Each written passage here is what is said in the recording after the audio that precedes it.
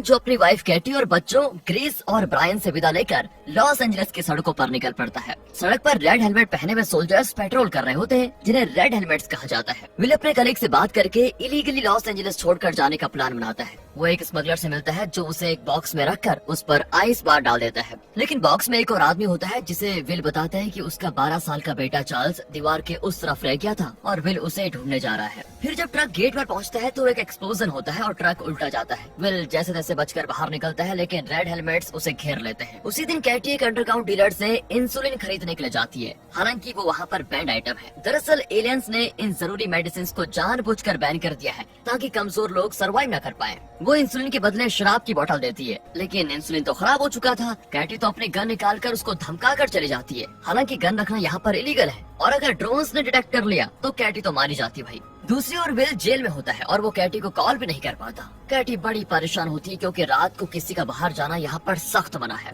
फिर उसकी बहन मैडी आती है जिसके बेटे को इंसुलिन की सख्त जरूरत होती है, तो कैटी इंसुलिन की तलाश में निकल पड़ती है और विल के कलीग से ही मिलती है। पर वो झूठ बोलता है कि उसे विल के बारे में कुछ नहीं पता, जबकि उसी ने विल को बाहर भेजने में मदद की थी। कैटी को इस तरह खाली हाथ ही लौटना पड़ता है। अचानक पूरी सिटी में अलार्म बजने लगता है। कैटी तो जल्दी से एक मिलिट्री ट्रक के नीचे छिप जाती है और तभी उसके ऊपर एक ड्रोन आ जाता है। इसी बीच एक कैदी को उस ट्रक में घुसाया भी जाता है। कैटी तो बिल्कुल सांस पकड़कर लेटी होती है, लेकिन खुशकिस्मती से वो गाड़ी निकल जाती है और उसके साथ ही ड्रोन भी चला जाता है। इसी तरह वो जिंदा घर पहुंच जाती है। अगली सुबह वो विल के बारे में पूछने के लिए अपने दोस्त ब्रूस से मिलने जाती है, जो विल के साथ उस वक्त FBI में काम करता था जब एलियंस पृथ्वी पर नहीं उतरे थे। वो अब कैटी को प्रॉमिस करता है कि मैं विल का पता लगाता हूँ, रुको तुम। फिर कैटी हॉस्पिटल जाती है जहाँ पर बिल्कुल हलचल मची होती है क्योंकि सिटी के एंट्रेंस पर ब्लास्ट हुआ था। अब इस माहौल का फायदा उठाकर कैटी चुपके से स्टोर रूम में जाकर इंसुलिन के कई वायर्स चुरा लेती है। यहाँ जेल में विल को उसका सेलमेट बताता है कि जल्दी उन्हें एलियंस के कारखाने में काम करने के लिए भेज दिया जाएगा। इसी बीच कुछ सोल्जर्स आकर विल को पकड़कर लेकर जाते हैं क्योंकि उन्हें पता चल चुका था कि विल FBI में काम करता था।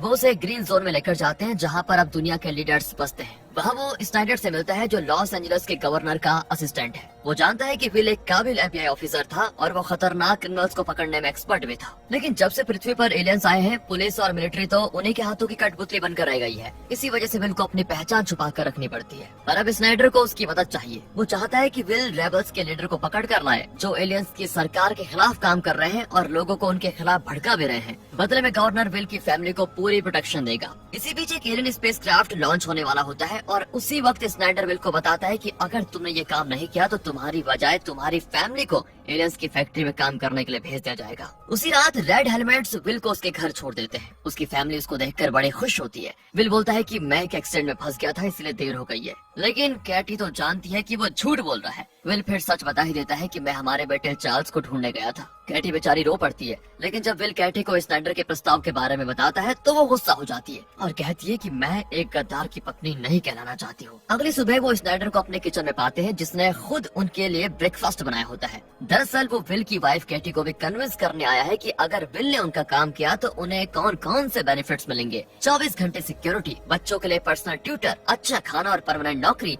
इतना ही नहीं, एलियंस तुम्हें तुम्हारा पुराना बार खोलने की परमिशन भी देंगे। विल फिर ये सुनकर ये प्रस्ताव मान जाता है, लेकिन साथ ही कहता है कि मुझे अपना बेटा चार्ल्स वापस चाहिए किसी भी हालत में। स्नाइडर भी प्रॉमिस करता है कि मैं अपनी तरफ से पूरी कोशिश करूंगा। अब अगली सुबह केटी एक जगह पर पहुंच जाती है जहाँ पर एलियंस के खिलाफ काम करने वाले रेबल्स रहते हैं। वो तो उन्हें बता देती है कि सरकार ने एलियंस के लिए काम करने के लिए मेरे पति विल को हायर किया है। अगले दिन दिखाते हैं तो विल काम पे जाता है तो उसको पता चलता है कि स्नाइडर ने उसे धोखा दिया है। दरअसल विल को एक स्पेशल यूनिट का कमांडर बनाने के बजाय उसने विल को फिलिस का सबऑर्डिनेट बना दिया था, जो अब उसे उस आदमी का पता लगाने का काम देती है जिसने सिटी एंट्रेंस में बम रखा था। और इस टास्क में उसका पार्टनर होता है बेंजामिन नाम का एक पुलिस ऑफिसर। दूसरी ओर केटी अपने पुराने बार में जाती है जहाँ उसके खोए हुए बेटे चार्ल्स की बहुत सारी चीजें होती है। तब ब्रूस वहाँ पर आता है और पूछता है पुलिस को बॉम्ब ब्लास्ट के बारे में क्या पता चला, कुछ पता चला क्या? पर केटी कहती है कि विल ने तो आज ही काम ज्वाइन किया है, अब तक उसे कुछ पता नहीं चला। वैसे वहाँ विल और बेंजामिन एक वांटेड क्रिमिनल की गर्लफ्रेंड के घर पहुँच जाते हैं। वो क्रिमिनल वहीं पर होता है। ये लोग उसको पकड़ भी लेते हैं, लेकिन तभी एक ड्रोन वहाँ पर आता है। विल उसकी लेंस को डायरेक्टली घूरता है तो ड्रोन वहाँ से चला जाता है। फिर वो उस क्रिमिनल को पुलिस स्टेशन लेकर आते हैं जहाँ पर विल का पुराना कलीग होता है। वो विल से विनती करता है कि मुझे अपना इन्फॉर्मर बताकर रिलीज करवा दो यार प्लीज। विल भी फिर से ये बात करता है लेकिन वो मना कर देती है। अब विल उस कलीग के घर जाता है जो कि घर नहीं बल्कि असल में एक टेलर व्हीकल है, लेकिन वहाँ उसकी फैमिली नहीं होती क्योंकि उसकी वाइफ और बच्चा विल के घर गए होते हैं। यहाँ देखते हैं तो केटी उन दोनों को अपने घर की ऊपर वाली मंजिल में छुपाकर ब्रूस के पास जाती है। वो विल के कलीग और उसकी वाइफ के लिए नए डॉक्यूमेंट्स बनवाने को कहती है, लेकिन वो मदद करने से इनकार कर देता है क्योंकि रेबल्स ये रिस्क नहीं ले सकते। कैटी निराश होकर वहाँ से घर लौट आती है और जब विल घर आता है तो अपने कलीग की वाइफ और बेटे को सेफ पाकर बड़ा खुश हो जाता है और उन्हें एक आदमी के पास लेकर जाता है जो उनके लिए नकली डॉक्यूमेंट्स बना सकता है। लेकिन रास्ते में वो रेड हेलमेट्स उनको रोक लेते हैं, पर जब विल उन्हें अपना पास दिखाता है ना तो वो सॉरी कहकर उसको जाने देते हैं। अब ये देखकर कैटी तो चौंक जाती है कि वाह, आखिर वो उस आदमी के पास पहुंच जाते हैं और जब वो आदमी नकली डॉक्यूमेंट्स बना रहा होता है तो विल कैटी को बता देता है कि मैंने उस क्रिमिनल को पकड़ लिया जिसने सिटी एंट्रेंस पर बॉम्ब रखा था और जब मैं रेबल्स के चीफ जेरा नामक को भी पकड़ लूंगा तो मुझे अपना बेटा चार्ल्स वापस मिल जाएगा। फिर विल अपने दोस्त की वाइफ और बच्चे को एक रिफ्यूजी कैंप पर लेकर जाता है। कैटी रेबल्स के लीडर एलेक्स से मिलती है जो कहता है कि फिलहाल तो हमें चुप रहना होगा। वैसे बॉम्ब ब्लास्ट के लिए जो आदमी पकड़ा गया है वो दूसरे रेबल ग्रुप का आदमी है, पर तुम फिक्र मत करो, मैं उन्हें सतर्क रहने को कह दूंगा। जब विल पुलिस स्टेशन लौटता है तो फिल्स बताती है कुछ प्रिजनर्स को एलियंस की फैक्ट्री में भेजा जा रहा है। दरअसल जब एलियंस ने पृथ्वी पर कदम रखा था तो सिर्फ 8 घंटों में उन्होंने सिटी के सारे डिफेंस सिस्टम्स को डिस्ट्रॉय कर दिया। ऐसे में रेबल्स का छोटा सा ग्रुप उनका क्या बिगाड़ लेगा। उस रात भी अपना विल बहुत परेशान होता है। वो कैटी को बताता है कि जो रेबल पकड़ा गया था उसने अपना मुंह खोल दिया है और पता चल चुका है कि उसका ग्रुप कहाँ पर छुपा हुआ है। फिर विल निकल जाता है और केटी तुरंत ब्रूस को कॉल करके ये इन्फॉर्मेशन दे देती है। दूसरी ओर कातिलों को फैक्ट्री में ले जाया जाता है जहाँ उनके कपड़े उतरवाए जाते हैं और उन्हें डिसइंफेक्ट करके दूसरे कपड़े दिए जाते हैं। इतने में रेड हेलमेट्स रेबल को पकड़ने के लिए उनकी जगह पर भी पहुंच जाते हैं, लेकिन वहाँ सिर्फ रेबल्स की लाशें होती है। विल रियलाइज करता है कि पुलिस डिपार्टमेंट में कोई गुप्तचर तो जरूर है जो रेबल्स को इन्फॉर्मेशन लीक कर रहा है। अगली सुबह एक आदमी एक ट्रॉली लेकर लॉस एंजलिस के घर के अंदर जाता है। तुरंत एक रेडियो ब्रॉडकास्ट शुरू होता है जिसमें जेरा नामो की आवाज गूंजती है कि हमें एलियंस की तानाशाही खत्म करनी होगी। इस ट्रांसमिशन को रेड हेलमेट्स डिटेक्ट कर लेते हैं और उस लोकेशन पर पहुंच जाते हैं और तभी विल का बेटा ब्रायन उस रिकॉर्डिंग का डुप्लीकेट बनाकर उन कैसेट्स को बेड के नीचे छुपा देता है। पर जब मिलिट्री लॉस एंजलिस के उस घर में पहुंचती है तो वहाँ कोई नहीं होता। उसी दिन कैटी पहली बार रेबल्स के साथ मिलकर एक फूड ट्रक पर हमला कर देती है। इस ऑपरेशन के दौरान उनका एक साथी जिसका नाम किम है वो बुरी तरह घायल हो जाता है। कैटी उसे बचाने की कोशिश करती है लेकिन ब्रूस उसे वहीं खत्म कर देता है। ये देखकर तो कैटी चौंक ही जाती है। इतने में ड्रोन्स आ जाते हैं और हर किसी पर शूट करने लग जाते हैं, लेकिन ब्रूस जानता था कि रेड हेलमेट्स कितनी देर में क्राइम सीन पर पहुंचने वाले हैं। इस ऑपरेशन के बाद केटी बड़ी तेजी से घर आती है और तुरंत शरीर पर लगा खून साफ करने लग जाती है। वो इतनी शॉक में होती है कि वो किसी से बात तक नहीं करना चाहती और बहुत देर बाथरूम में खुद को बंद कर लेती है। अगले दिन ब्रायन अपने टीचर को एक कैसेट देता है। टीचर बताता है कि एलियंस के शिप जिस तरह टेक ऑफ करते हैं उसमें बदलाव आया है। उसने एक्चुअली एक बहुत बड़े ऑब्जेक्ट को पृथ्वी का चक्कर लगाते हुए देखा था, इसलिए अब वो बहुत ही पावरफुल टेलीस्कोप बनाने वाला है। यहाँ पुलिस घटना स्थल पर पहुंच जाती है और वो किम की लाश को देखते हैं। फिर उसकी फोटो लेने को कहती है और उसे पता चल जाता है कि उस लड़के का नाम किम है। अब रेड हेलमेट्स किम के घर जाकर उसके पेरेंट्स को अरेस्ट कर लेते हैं। इस बात से तो यहाँ विल को बहुत गुस्सा आता है। साथ ही वो भीड़ में खड़े ब्रूस को नोटिस करता है। ब्रूस तुरंत रेबल्स के बेस में पहुंचकर किम के पेरेंट्स के अरेस्ट के बारे में इन्फॉर्म कर देता है, लेकिन इस बार उनका लीडर एलेक्स बहुत ही कॉन्फिडेंट है कि किम के पेरेंट्स पुलिस को कुछ नहीं बता पाएंगे क्योंकि वो खुद नहीं जानते थे कि किम रेबल था। विल घर जाता है तो कैटी बताती है सुबह मेरे अजीब बर्ताव के लिए मुझे माफ कर दो।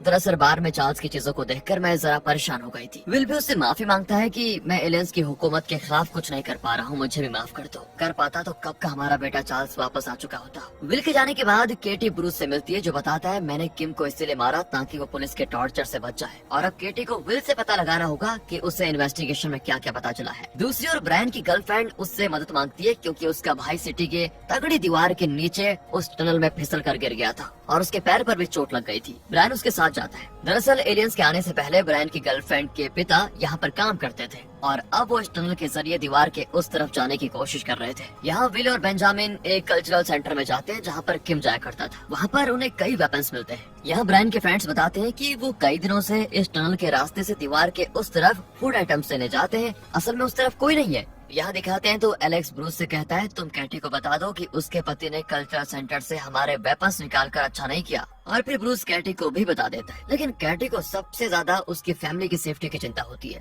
फिर भी शाम को वो अपने बार को गेस्ट्स के लिए खोल देती है। सेलिब्रेशन का माहौल होता है, लेकिन इसी बीच स्नाइडर वहाँ पर आ जाता है। वो इस बार के खोलने के लिए सभी को बधाई देता है और कहता है इस तरह की जगहों को वापस खोलने की परमिशन देकर एलियंस की सरकार बहुत अच्छा काम कर रही है। इससे लोग अपना स्ट्रेस, अपना टेंशन सब कुछ रिलीज कर पाएंगे। अब ये सुनकर ना कैटी को बहुत गुस्सा भी आता है कि विल ने सिर्फ अपने बेटे चार्ल्स को पाने के लिए खुद को एलियंस के हाथों बेच दिया है, बताओ। पर विल भी कहता रहता है कि जब तक चार्ल्स नहीं मिल जाता मैं स्नाइडर के साथ ही काम करूंगा, उसका साथ ही दूंगा। फिर वो बेंजामिन को बताता है कि जरूर हमारे बीच कोई जासूस है जो हमारा सारा इन्फॉर्मेशन रेबल्स को दे रहा है, लेकिन बेंजामिन इस बात से सहमत नहीं होता। इसी बीच केटी ब्रूस को बता देती है कि पुलिस रेबल्स के अड्डे को इतनी जल्दी इसलिए पता लगा पाई क्योंकि एक औरत है जो उनकी मदद कर रही है। उसके पास एक बहुत बड़ा डेटाबेस है जिससे वो बड़ी आसानी से इस तरह की इन्फॉर्मेशन निकाल सकती है। मैं उस औरत का नाम बताने को तैयार हूँ, लेकिन तुम वादा करो कि तुम्हारी वजह से विल की लाइफ को कोई खतरा नहीं होगा। ब्रूस वादा कर देता है। अगले दिन रेड हेलमेट्स स्कूल में घुसकर एक टीचर को अरेस्ट कर लेते हैं और एक स्टूडेंट को पीट भी देते हैं। उनमें से एक आदमी हेलमेट उतारता है तो पता चलता है कि वो ब्रूस है। फिर वो रेबल्स के बेस में जाकर एलेक्स को बताता है कि मैंने रेड हेलमेट्स का ड्यूटी शेड्यूल देख लिया, अब हम जान सकते हैं कि वो किस वक्त कहाँ पर होंगे, इससे हमारा काम आसान हो जाएगा। उसी दिन फिल्स विल को लॉस एंजलिस रेबल्स के बारे में कुछ इन्फॉर्मेशन दिखाती है और कहती है अगर वो एक हो गए और गवर्नर के खिलाफ जंग पे उतर आए तो एलियंस इस पूरी सिटी को मिटा डालेंगे, फिर ना तुम बचोगे और ना तुम्हारी फैमिली, इसलिए तुम आखिर तक हमारा साथ देना। दूसरी ओर कैटी बच्चों को उनकी गवर्नेंस के साथ टहलने के लिए भेज देती है। फिर कैटी एक स्ट्रीट लाइट को ऑन करती है जिससे रेबल्स को एक सिग्नल मिलता है और एक बोतल के टूटने की आवाज आती है। फिर वो 1 से 10 तक गिनती है और फायर एक्सटिंग्विशर निकालकर वहाँ पर आग को बुझाती है। आग बुझाने के बाद वो इमरजेंसी सर्विसेज को कॉल करती है। फिर रेड हेलमेट्स के साथ विल भी आ जाता है और उसे गुस्सा भी आता है कि वो उसके घर की तलाश लेना चाहते हैं। फिल्स कैटी को प्रॉमिस करती है कि तुम्हारी फैमिली की सेफ्टी सरकार के लिए सबसे इम्पोर्टेंट है और हमने तो पड़ोसियों को भी वार्न कर लिया है कि अगर तुम लोगों को कुछ हुआ तो ये उन्हीं की जिम्मेदारी होगी। ये सुनकर केटी परेशान हो जाती है कि अब पड़ोसी इनकी फैमिली से डरने लग जाएंगे। केटी ऐसा बिल्कुल नहीं चाहती कि कोई हमारी फैमिली से डरे। फिर फिल्स पति पत्नी की पर्सनल रिलेशनशिप के बारे में पूछती है। दूसरी ओर दिखाते हैं तो मैडी कल्चरल सेंटर की डायरेक्टर चार्लेट से मिलने जाती है क्योंकि उन्हें पता चल चुका था कि चार्लेट को एक असिस्टेंट की जरूरत है। यहाँ केटी के इंटेरोगेशन के बाद फिल्स विल से मिलती है और उसे ब्रायन के बेड के नीचे मिले उस टेप्स को दिखाती है और कहती है तुम्हें अपने बेटे पर ज्यादा ध्यान रखना चाहिए कि वो क्या क्या करता है। फिलहाल वो ब्रायन के खिलाफ कोई एक्शन न लेने का प्रॉमिस करती है। विल घर आकर ब्रायन से उन टेप्स के बारे में पूछता है तो वो विल को एक पोस्टर दिखाता है और बताता है कि जेरा नामो ने एक नया ब्रॉडकास्ट रिलीज किया है। अब कैटी रेबल्स के लीडर एलेक्स के पास जाती है। एलेक्स वादा करता है कि रेबल्स से विल को कोई खतरा नहीं होगा और बदले में कैटी उन्हें बता देगी कि फिल्स ही वो औरत है जिसके पास वो इम्पोर्टेंट डेटाबेस है। एक और बार रेडियो पर जेरा नामो का ब्रॉडकास्ट रिलीज होता है और इस बार पुलिस उस सिग्नल को तुरंत डिटेक्ट कर लेती है जो कि लाइब्रेरी से आ रहा है। वो तुरंत वहाँ पर पहुँचते हैं तो एक आदमी अपने आखिरी शब्द बोल रहा होता है कि अब बगावत को कोई नहीं रोक सकता। उसे तुरंत अरेस्ट कर लिया जाता है, लेकिन विल जानता है कि जेरा नामो ये हो ही नहीं सकता। ये सुनकर स्नाइडर परेशान हो जाता है क्योंकि उसने पहले ही गवर्नर को बता दिया था कि हम जेरा नामो को पकड़ चुके हैं, पर ये तो वो है नहीं। दूसरी ओर वहाँ दिखाते हैं तो चार्लेट बड़ी टेंशन में होती है क्योंकि उसे अपने कल्चरल सेंटर के लिए एक फेमस आर्टिस्ट की पेंटिंग चाहिए थी, लेकिन वो उसे मिली नहीं। तब मैडी बताती है कि वो एक ऐसे आदमी को जानती है जो उन पेंटिंग्स को कलेक्ट करता है, क्योंकि मैडी इससे पहले एक आर्ट हिस्टोरियन थी। यहाँ वो आदमी जिसे पुलिस ने अरेस्ट किया था वो कबूल कर लेता है कि असल में वो जेरा नामो है ही नहीं, बल्कि उस ब्रॉडकास्ट में उसने जो भी कहा था वो उसे एक पाइप में लिखा हुआ मिला था। विल की टीम वहाँ पहुँचती है तो वो देखते हैं कि वो पाइप ग्रीन जोन की ओर जाता है। यहाँ चार्लेट को पेंटिंग भी मिल जाती है और इसी खुशी में वो मैडी को अपनी असिस्टेंट का जॉब दे देती है और प्रॉमिस भी करती है कि तुम्हारे बेटे के लिए इंसुलिन का इंतजाम मैं करवाऊंगी। दूसरी ओर फिल्स विल को बताती है कि मैंने तुम्हारे बेटे के पास मिले सारे टेप्स जला दिए हैं, अब तुम्हें उसकी फिक्र करने की जरूरत नहीं है। वो घर जाता है तो ब्रायन बताता है मैं जेरा नामो को इसलिए सपोर्ट करता हूँ क्योंकि आम लोगों की आखिरी उम्मीद वही है जो हमें एलियंस की हुकूमत से बचा सकता है। और जब कैटी अपने बार में जाती है तो वहाँ फिल्स बैठी होती है। वो बताती है कि मेरा पति भी विल की तरह है। वो अपनी पत्नी से इतना प्यार करता है कि वो इस बात पर ध्यान ही नहीं देता कि उसकी पत्नी असल में क्या कर रही है।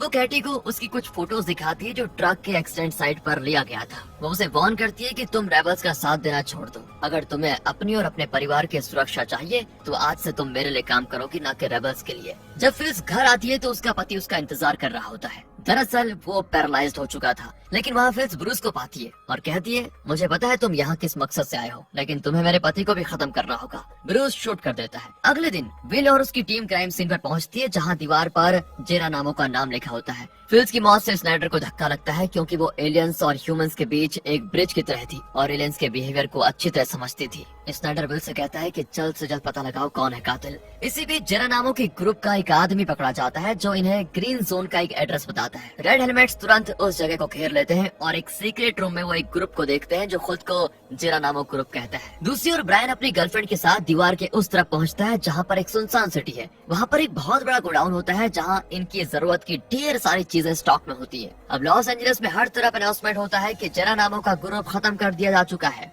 लेकिन विल जानता है कि ये झूठ है। यहाँ स्नाइडर परेशान हो जाता है, क्योंकि इन्होंने जिस कपल को जेरा नामो ग्रुप समझकर अरेस्ट किया था, वो किसी भी एंगल से टेररिस्ट नहीं दिखते। स्नाइडर विल को वार्न करता है कि अगर तुमने असली जेरा नामो ग्रुप को नहीं पकड़ा तो मैं चार्ल्स को ढूंढने में तुम्हारी जरा भी मदद नहीं करूंगा। वो विल को सर्च टीम का हेड अपॉइंट कर देता है। विल तुरंत अपना काम शुरू करता है, क्योंकि उसे अपना बेटा चार्ल्स चाहिए। उसकी असिस्टेंट जेनिफर बताती है, शायद तुम्हारी वाइफ ही जासूस है जो पुलिस की हर खबर उन रेबल्स को दे रही है। विल परेशान होकर घर आता है तो ब्रायन अपनी बहन ग्रेस को एक बुक ला कर देता है, जो उसने दीवार के उस तरफ वाले गोडाउन से निकाली थी। लेकिन वो विल से झूठ कहता है कि मैंने अपने दोस्त को कुछ संतरे दिए और बदले में बुक ले ली। यहाँ स्नाइडर उस आदमी को इंटेरोगेट करता है, जिसे जेरा नामो समझकर इन लोगों ने पकड़ा था। वो कहता है, मैं महज एक एक्टर हूँ सर। अब स्नाइडर उसे प्रॉमिस करता है कि अगर तुम हमारे लिए अपनी जेरा नामो वाली एक्टिंग जारी रखोगे तो मैं तुम्हें दूसरी सिटी ब्लॉक में भिजवा दूंगा, जहां तुम आराम से रह सकोगे। यहाँ ब्रायन अपने टीचर को एक पावरफुल लेंस दिलाने का वादा करता है, जिससे वो एक पावरफुल टेलीस्कोप बना पाएगा।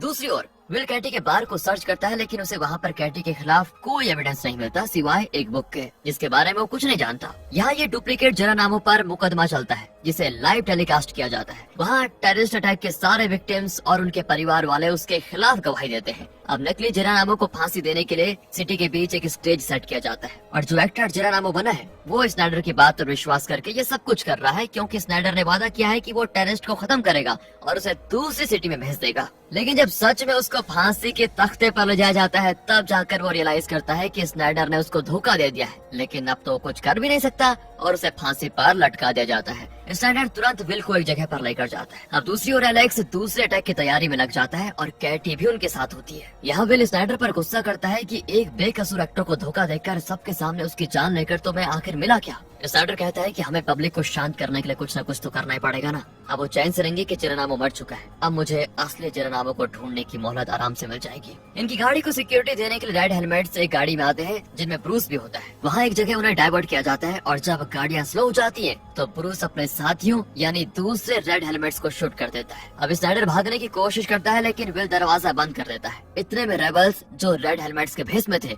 वो कार को शूट करके दरवाजा खोलने की कोशिश करते हैं। इसी बीच विल उन पर फायर कर देता है और स्नाइडर को बचाने में कामयाब हो जाता है। साथ ही साथ वहाँ पर ड्रोन्स भी आ जाते हैं, लेकिन रेबल्स बच निकलते हैं। विल स्नाइडर को बाहर में लेकर जाता है, जहाँ उसी वक्त कैटी भी आ जाती है। कैटी अकेले में विल को डांटती है कि इस विश्वासघाती आदमी के लिए तुम इतना रिस्क क्यों ले रहे हो। लेकिन विल को स्नाइडर की मदद करनी पड़ेगी, वरना उसका बेटा चार्ल्स वापस नहीं आएगा। बाहर का फोन काम नहीं करता, तो वो फोन बूथ में जाकर कॉल करता है और अपनी फोर्स को बुलाता है। इसी बीच कैटी एलेक्स से कम्युनिकेट कर देती है कि स्नाइडर मेरे बार में है। फिर वो स्नाइडर को बातों में उलझा कर रखती है। स्नाइडर बताता है कि वो एक इकोनॉमिक्स का प्रोफेसर था। वो सिर्फ 6 या 7 कॉलोनीज के बारे में जानता है, और उन कॉलोनीज के आगे क्या है वो इस बारे में कुछ नहीं जानता। इतने में विल लौट आता है और बताता है कि हमारी फोर्स जल्दी यहाँ पर पहुँच जाएगी। वो आगे कहता है कि असल में जेरा नामो किसी एक आदमी का नाम नहीं, बल्कि उन सारे लोगों का नाम है जो एलियंस के खिलाफ विरोध करना चाहते हैं। कैटी कहती है कि अगर कोई स्नाइडर को खत्म करना चाहता है तो तुम बीच में मत आना प्लीज। पर विल कहता है कि अगर मैं नहीं तो कोई और मेरी जगह ले लेगा, स्नाइडर को बचा लेगा।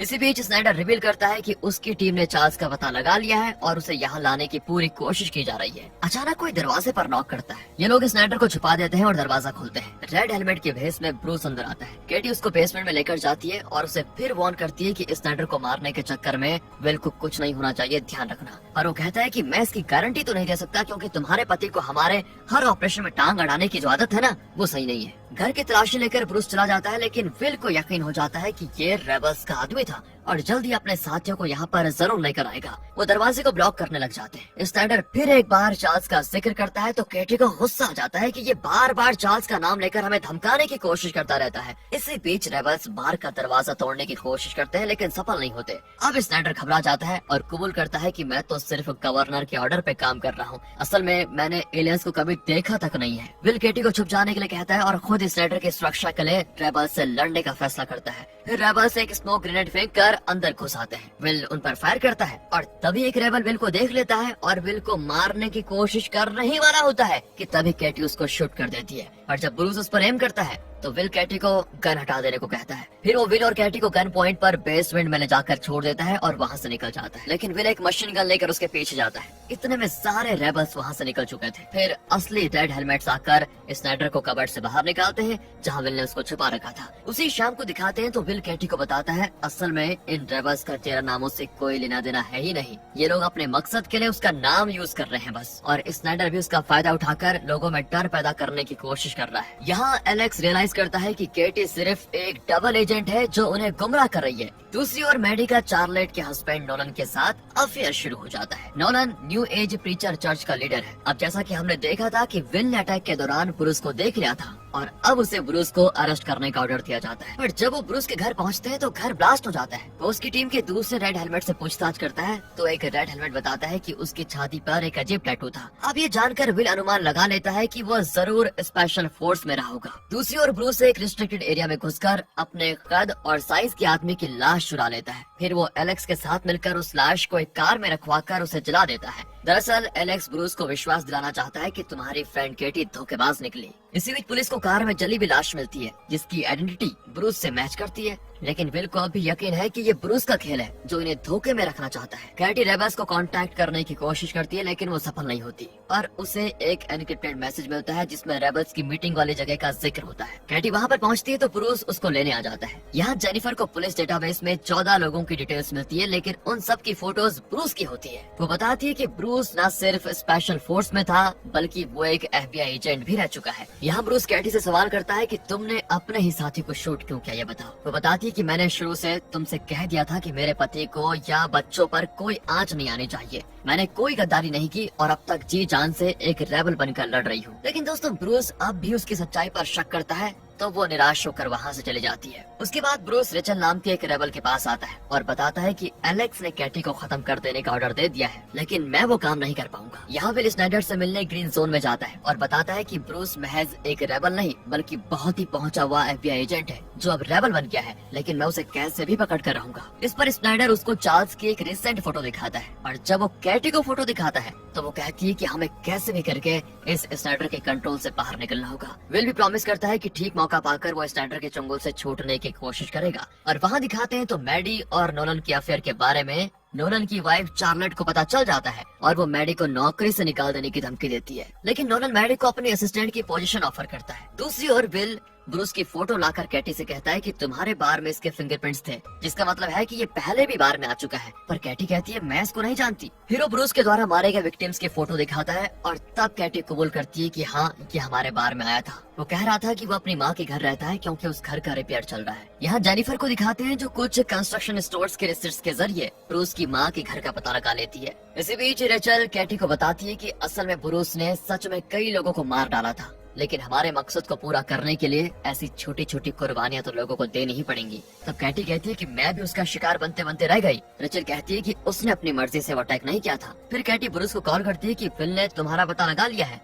अब रेड हेलमेट्स ब्रूस की माँ के घर जाते हैं लेकिन वो खाली होता है। वहाँ के टूल्स वगैरह देखकर वो समझ जाते हैं कि जरूर किसी ने ब्रूस को सावधान कर दिया होगा। विल ब्रूस के एक पड़ोसी का आवाज देता है जो कि एलेक्स होता है और वो कहता है कि मैं कभी अपने पड़ोसी को देखा ही नहीं। इसी बीच विल को उस घर में वही बुक मिलती है जो उसने कैटी के बार में देखी थी। इसी बीच विल के पुराने कलीग को दिखाते हैं जो कि एक फैक्ट्री में है। वहाँ पर अक्सर वर्कर्स बीमार पड़कर मर जाते हैं और तब बताया जाता है कि ये फैक्ट्री चांद पर है। विल अपने बच्चों को चार्ल्स की फोटो दिखाता है और सच बता देता है कि सिर्फ चार्ल्स को वापस पाने के लिए मैं सरकार के लिए काम कर रहा हूँ। उस दिन लॉस एंजलिस की गवर्नर स्नाइडर से मिलने आती है और बताती है कि पैसिफिक रीजन का चीफ मिनिस्टर यहाँ पर इंस्पेक्शन करने आ रहा है। स्नाइडर कहता है कि यहाँ पर तो सब बढ़िया चल रहा है, लेकिन वो कहती है कि तुम सिर्फ बातें बनाना जानते हो, यहाँ की असली सिचुएशन वो नहीं है जो तुम बता रहे हो। अब कैटी रिचल से मिलने जाती है तो उसे पता चलता है कि उसके दोनों माइनर बेटे रेबल्स का साथ दे रहे हैं। अब इस पर कैटी समझ नहीं पाती कि वो खुश हो या दुखी। वो रेचल को बताती है कि कुछ भी हो जाए पर मैं रेबल्स को दोबारा ज्वाइन नहीं करूंगी क्योंकि मुझे अपने परिवार की सेफ्टी चाहिए।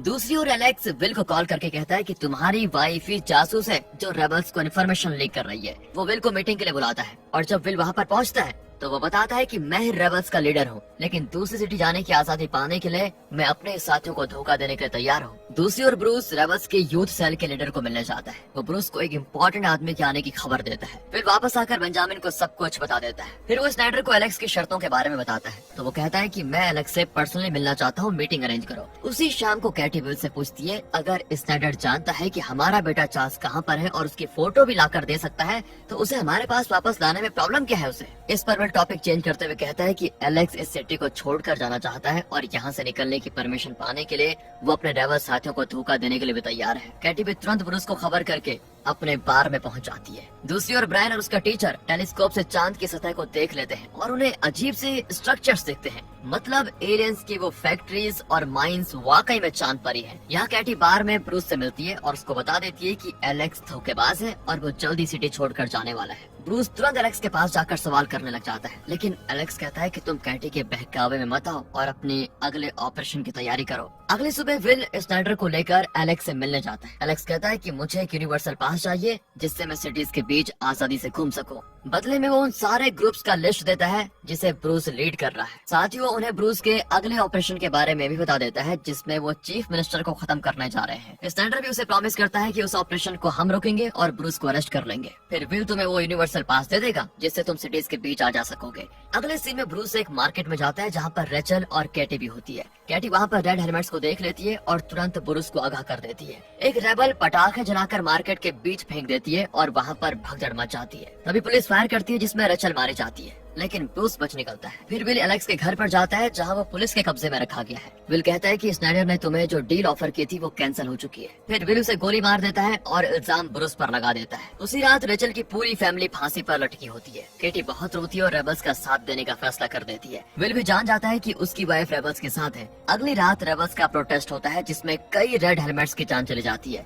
बेंजामिन कहता है कि लोग अब चुप नहीं रहने वाले, वो अपनी सहनशीलता की हद पार कर चुके हैं। यहाँ विल स्नाइडर को बताता है कि दीवार के उस तरफ एक नए रेबल ग्रुप का पता चल चुका है, हमें वहाँ जाकर चेक करना होगा। स्नाइडर मान जाता है लेकिन एक गार्ड को उनके साथ भेजता है। दूसरी ओर कैटी और ब्रूस अपने यूथ सेल के लीडर से मिलते हैं जो मिनिस्टर के कत्ल में इनका साथ देना चाहता है। इनका ऑपरेशन सबवे में होगा जिसे फिलहाल सिर्फ एलियंस इस्तेमाल करते हैं। विल और बेंजामिन जो दीवार के उस तरफ चले गए हैं वो एक ऊंची बिल्डिंग पर चढ़कर पूरी सिटी को देख पाते हैं। फिर वो चारों तरफ शूट करने लग जाते हैं जैसे कि उन पर अटैक हो रहा हो। हालांकि वहाँ पर कोई भी नहीं होता। गार्ड की कुछ समझ में नहीं आता। तभी विल को वहाँ पर एक मैप दिखता है और वो कहता है कि हम पर जिन लोगों ने अटैक किया था शायद वो लोग इस मैप को भूल कर चले गए हैं। फिर वो स्नाइडर को उस मैप की मार्किंग्स दिखाकर बताता है कि रेबल्स इन्हीं जगहों पर अटैक करने वाले हैं। स्नाइडर भी दीवार के निचले वाले उस टनल के बारे में रिपोर्ट करता है। यूथ सेल के मेंबर्स कैटी को एक मिनी ड्रोन दिखाते हैं जो मक्खी जैसा दिखता है। ये कहीं पर भी उड़कर जा सकता है और किसी भी टाइप की इंफॉर्मेशन कलेक्ट करने में कामयाब है। फिर वो अपना फाइनल अटैक प्लान फाइनलाइज करते हैं। ब्रूस साथ ही कैटी को शूट करना सिखाता है। इसी बीच स्नाइडर रेड हेलमेट्स के साथ नोलन के घर पर आता है। वो ये कहकर चार्लेट को अरेस्ट कर लेता है कि उसने कुछ कीमती पेंटिंग्स एलियन से छुपा कर रखे।